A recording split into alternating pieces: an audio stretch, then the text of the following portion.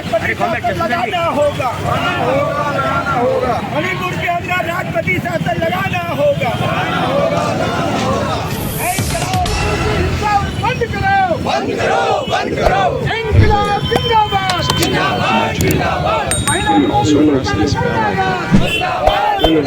महिला विरोधी सरकार मुर्दाबाद, इंकलाब जिंदाबाद, जिंदाबाद, जिंदाबाद, मुर्दाबाद, मुर्दाबाद, जिंदाबाद, जिंदाबाद, जिंदाबाद, जिंदाबाद, जिंदाबाद। महिला विरोधी सरकार मुर्दाबाद, अमित शाह मुर्दाबाद, मणिपुर को जलाना बंद करो, मणिपुर को जलाना बंद करो। पूरा मणिपुर जल रहा है और हमारा प्रधानमंत्री, हमारा केंद्रीय मंत्री बांसुरी बजा रहे हैं, शांति की नींद में सो रहे हैं। जबकि एक प्रधानमंत्री ने ये कहा था कि मैं हिंदुस्तान को बदल दूंगा। हाँ, वास्तव में हिंदुस्तान को बदल दिया है। आज गरीबों पर अत्याचार हो रहा है, साथ साथ सांप्रदायिक सद्भाव को बिगाड़ा जा रहा है, गरीबों को नुकसान पहुंचाया जा रहा है। इसके संदर्भ में आज ये प्रदर्शन बहुत प्रदर्शन है।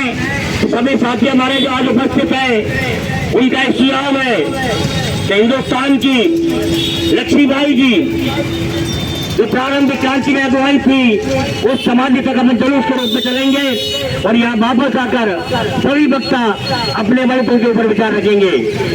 सभी साथी रैली के रूप में लक्ष्मीबाई स्टैच्यू पर चलेंगे नारे लगाते हुए और यहीं वापस आकर सभी पक्ष अपनी अपनी बात रखेंगे, दूसरा दंड भी करेंगे। हमारे देश के अंदर जिस प्रकार से जो मानवीय संवेदना है, उन संवेदनाओं को खत्म कर देना चाहती है। ये जो फांसीवादी ताकतें जिस प्रकार हमारे देश के लोकतंत्र को खत्म कर देना चाहती हैं, संविधान को खत्म कर देना चाहती हैं, उसके खिलाफ लड़े जाने की आवश्यकता है और उसके खिलाफ लड़े जाने की जरूरत है। तो मणिपुर की महिलाओं को बताया जाना चाहिए कि मणिपुर ये पूरा देश मणिपुर की महिलाओं के साथ है। देखने को मिल रही है, वो देखने को ही मिल रही थी। आज भी वही मुख्यमंत्री वहाँ पर बैठा हुआ है, लॉ एंड ऑर्डर को अपने हाथ में ले नहीं पाया है। वो क्यों नहीं ले पाया? वो उसकी वजह केवल यही है कि वो अपने शासन को बचाए रखना चाहता है।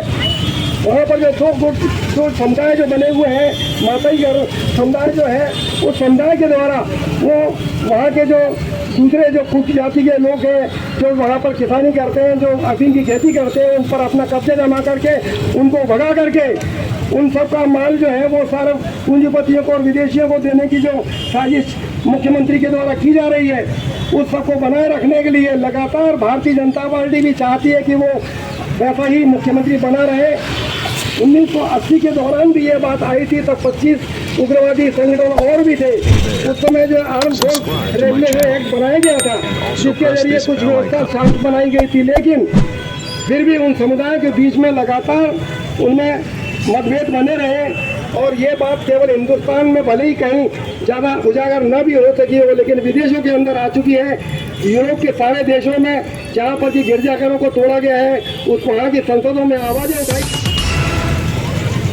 हम चाहते हैं कि देश में आज जो हो रहा है, मणिपुर का कितना जघन्य कृत्य कहा जाए, किन शब्दों में उसकी निंदा की जाए, कोई शब्द नहीं है हमारे पास।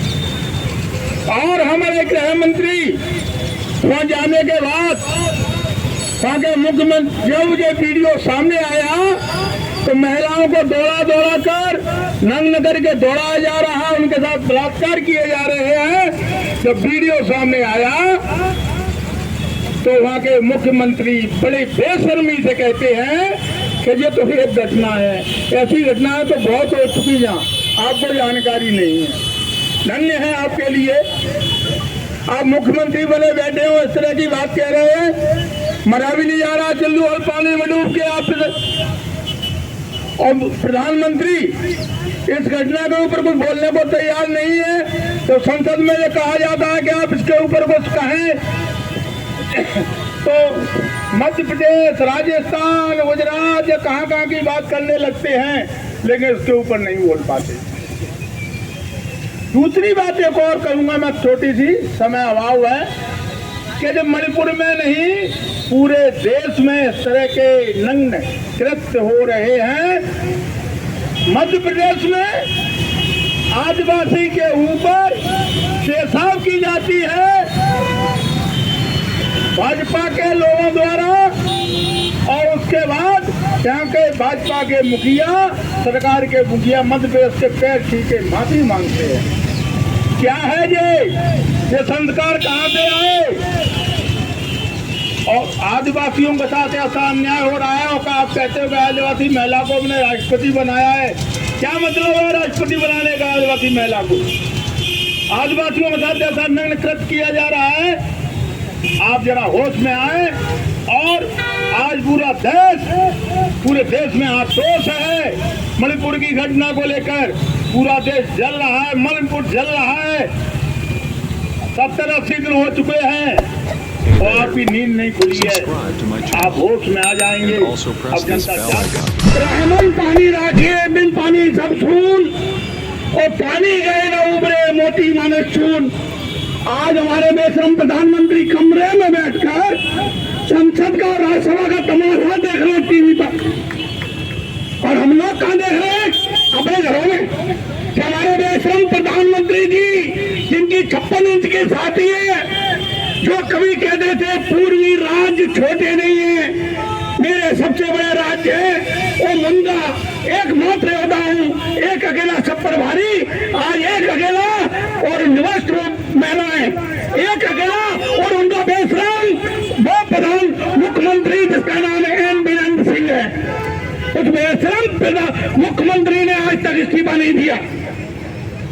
2 गुट बन गए जनता के बीच में, 2 गुट बन गए। एक सामंतवादी सांप्रदायिक फांसीवादी लोगों का, और दूसरे बेचारे गरीब लोगों का। उन लोगों को कुचल दिया गया जो अल्पसंख्यक थे, उनके घरों को लूट लिया गया, उनकी बहनों बेटियों के साथ बलात्कार किया गया, और हमारा वो तिहारी गृह मंत्री बेशरम भाग गया और कहा सब ठीक ठाक है, सब ठीक ठाक है, सब ठीक ठाक है। मैं कहना चाहता हूँ कि हमारे वामपंथी साथी, जिनको वो अफसरवादी, जो इसको 30 करोड़ वोट मिले हैं, जो 140 करोड़ का ठेकेदार बना फिर रहा है, वो टुकड़ा टुकड़ा गैंग कहता है, अरवल कहता है, नक्सलवादी कहता है। जरा बस पूछो बड़े श्रमदार 56 इंच सीने वाले महान माननीय प्रधानमंत्री से कि ये क्या हो रहा है मणिपुर में? कौन सा नक्सलवाद बात था? कौन सा नक्सलवादी का आंदोलन था जिसे तुम और तुम्हारे बाप जानते ही नहीं है? तुम्हारे बाप मोहन भागवत जानते ही नहीं है कि नक्सलवादी आंदोलन क्या था? तुम नहीं जानते। समय से आप यहाँ पर इस विरोध प्रदर्शन की कार्रवाई देख रहे हैं, भाषण सुन रहे हैं, और मणिपुर में जो हो रहा है इससे पूर्ण रूप से आप लोग अवगत हैं। मैं केवल इतना कहना चाहता हूँ कि ये कोई अलग एक घटना नहीं है, ये फासिस्टों का चरित्र है, फासिस्टों का कल्चर है, और ये फासिस्ट वाली विचारधारा यहाँ से शुरू हुई है। वहाँ का इतिहास में उठा करके देख लीजिए, वहाँ से लेकर के और आज तक महिलाओं के साथ इन्होंने दोयम दर्जे का ही इस्तेमाल किया है, दोयम दर्जे का ही व्यवहार किया है। चाहे भले हिटलर को उठा के देखिए या आज के मोदी को उठा करके देख लीजिए, इन लोगों की एक ही पॉलिसी है कि यदि किसी के खिलाफ विरोध करना है, किसी को नीचे दिखाना है, तो उनकी महिलाओं के साथ गलत किया जाए। आप देख लीजिए जितने भी केस आ रहे हैं, आज ज्यादातर भाजपा के लोग ही इस तरह के जघन्य अपराधों में शामिल हो रहे हैं। बड़े से बड़े मंत्री से लेकर के छोटभइयों तक इसी तरह की घटनाओं को अंजाम दे रहे हैं। इसीलिए इनसे और कोई उम्मीद नहीं की जा सकती। ये भारतीय जनता पार्टी का नाम बदल करके बलात्कारी जन्नी पार्टी रख देना चाहिए, क्योंकि आज जो कुछ भी घटनाएं हो रही हैं यही लोग कर रहे हैं साथियों। और जो कह रहे हैं, हम लोग जो सोच रहे हैं कि मोदी गहरी नींद में सो रहे हैं, नहीं, ये गहरी नींद में नहीं सो रहे। ये गहरी नींद में सोने का नाटक कर रहे हैं, ये जाग रहे हैं और ये घटनाओं को अंजाम दे रहे हैं। मणिपुर जो 80 दिनों से जल रहा है, ये इनकी मिलीभगत है अपने वोट बैंक बनाने के लिए, अपने वोट की राजनीतिक रोटियां सेकने के लिए आज ये मणिपुर को जला रहे हैं। साथियों, इनकलाब जिंदाबाद। इस तरह की घटनाओं के खिलाफ आप लोग और हम इकट्ठा एकजुट होंगे। वामपंथी एकता जिंदाबाद।